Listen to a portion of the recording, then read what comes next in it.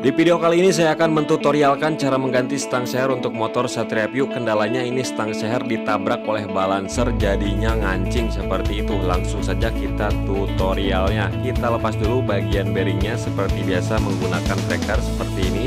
Tinggal kita ketuk saja sampai masuk. Setelah itu kita langsung press saja.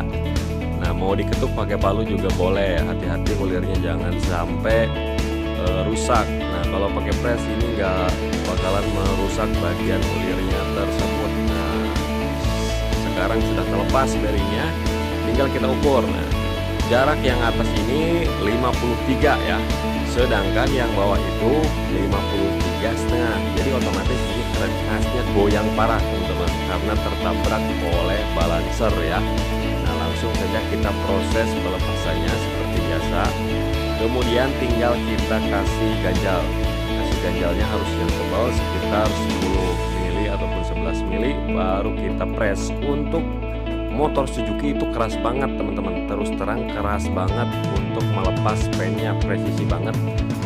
Pokoknya ini luar biasa motor Suzuki itu ya, presisi span banget, keras sama kayak motor Kawasaki.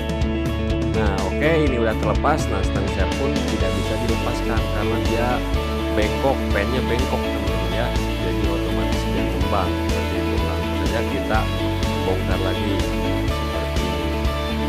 Dan stang seher dan pen pun sudah bisa kita lepaskan. Nah, ini macet ya, tidak lancar teman-teman.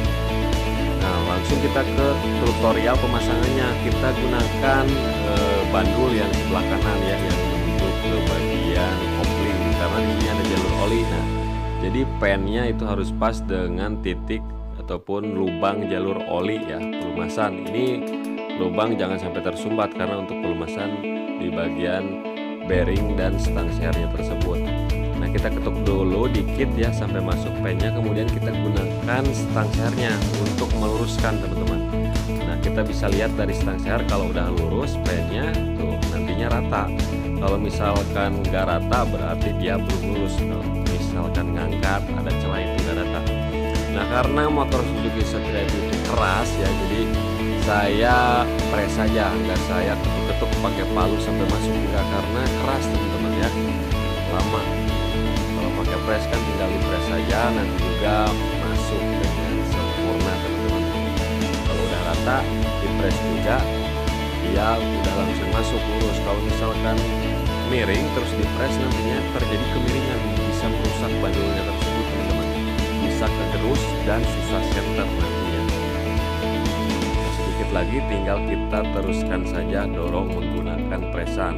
Ini juga pakai presan keras banget teman-teman, menggunakan tenaga tangan juga. Apalagi kalau diketuk pakai palu mau sampai kapan dan terjadinya. Nah, oke, sedikit lagi udah masuk ini. Nah, udah masuk. Nah, seperti ini harus pas saja seperti jaraknya. Nah, setelah pas seperti itu baru kita pasang bandul yang satunya. Kita kasih pelumasan dulu ya. Seperti biasa kita ketuk dulu pakai palu, jangan langsung di press. Ketuk dulu, maksudnya diketuk-ketuk supaya apa? Supaya meluruskan ya. Kalau misalkan nggak lurus langsung di press nggak bakalan benar sampai ke bantu juga, kecuali ada jig. Kalau ada jig itu lebih mantap. Namun kalau nggak ada jig ya seperti ini caranya, ketuk dulu sampai lurus dan masuk. Nah, tinggal kita lihat saja dari bagian stang sehernya seperti ini. Kalau udah lurus langsung kita press lagi teman-teman. Untuk mengetukannya mau pakai palu besi juga tidak masalah karena mengetuknya nggak keras, cukup ketuk-ketuk aja untuk meluruskan ya. Tapi yang lebih baik pakai aluminium ataupun palu tembaga. Nah, setelah lurus seperti ini tinggal kita press lagi teman-teman. Nah, sampai benar-benar masuk. Dan diperhatikan juga, ini yang paling berbahaya ya juga. Kenapa berbahaya? Meskipun sudah lurus bisa terjadi kemiringan di sini. Makanya jangan diteruskan kalau miring. Kalau miring ketuk aja pakai palu, baru luruskan lagi seperti itu. Dan cara penumpuannya juga harus benar. Kalau misalkan miring ya ke bawahnya juga pasti miring. Nah, oke, sampai masuk terus ya. Nah, ini udah masuk, tinggal kita ukur bor itu untuk jarak ataupun clearance-nya bandul kiri dan kanan itu 53 ya, 53 mili. Nah, ini udah 53 mili seperti pertama, cuman yang bawah kan yang tadi ada melebar ya, sekarang udah 53 atas dan bawah. Nah, jadi gak bakalan goyang.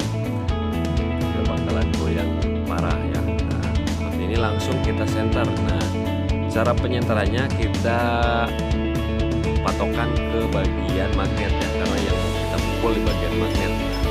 Kita pukul jarum yang berlawanannya, di mana titik jarum yang berlawanannya, titik matinya, yang baru di situ kita proses pemukulan. Nah, seperti ini.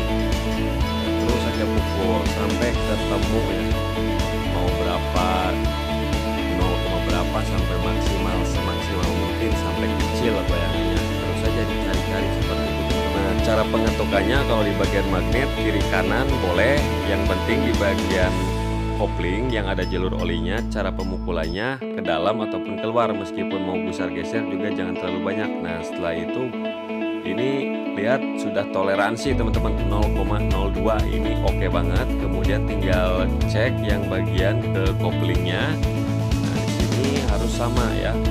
Nah, ini 0,02 itu udah maksimal, karena ini bekas tabrakan balancer, jadi ini udah maksimal teman-teman segini ya. Kalau misalkan belum ketabrak apapun, ini pasti bisa nyampe 0 teman-teman. Nah, ini motor Cross sudah bisa dipakai dan tidak bakalan getar. Kemudian jangan lupa kasih oli supaya pengecekan, supaya jalur oli tidak tergeser ataupun tersumbat dan lancar ya. Tadi setelah masukkan olinya, kemudian pasang bearing. Nah, supaya saat pemasangan bearing tidak terjadi kegoyangan lagi, seperti ini caranya. Cara pasang bearingnya di tengah-tengah ya, harus pakai ganjel lagi supaya tidak disenter lagi, dan ini dijamin langsung oke teman-teman. Jadi begitulah tutorial.